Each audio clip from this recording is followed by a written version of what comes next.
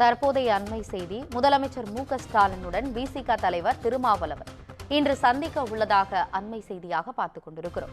இதுகுறித்து கூடுதல் விவரங்களுடன் இணைகிறார் தலைமை செய்தியாளர் சிவா. வணக்கம் சிவா, விவரங்களை சொல்லுங்க. தமிழ்நாடு முதலமைச்சர் மு.க.ஸ்டாலினை விடுதலை சிறுத்தைகள் கட்சியினுடைய தலைவரும் நாடாளுமன்ற உறுப்பினருமான தொல் திருமாவளவன் இன்று தலைமைச் செயலகத்தில் வைத்து சந்திக்க இருப்பதாக தகவல் வெளியாகி இருக்கிறது.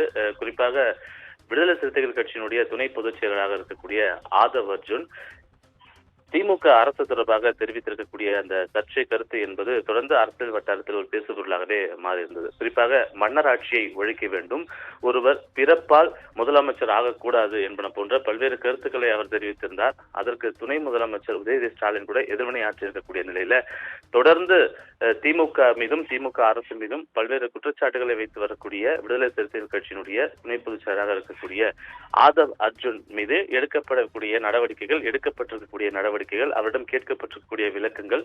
எனவே இது தொடர்பாக முழுமையான விவரங்களை தெரிவிப்பதற்காக முதலமைச்சரும் திமுக தலைவருமான ஸ்டாலினை இன்று தலைமைச் செயலகத்தில் வைத்து விடுதலை சிறுத்தைகள் கட்சியினுடைய தலைவர் திருமாவளவன் சந்திக்க இருப்பதுதான் தற்போதைய அண்மை செய்தி.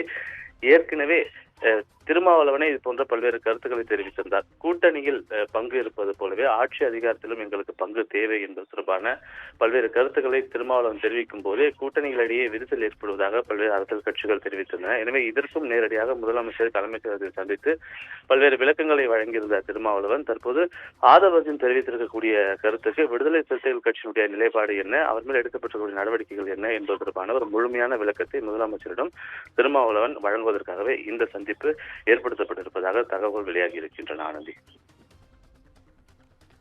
விவரங்களுக்கு நன்றி சிவா.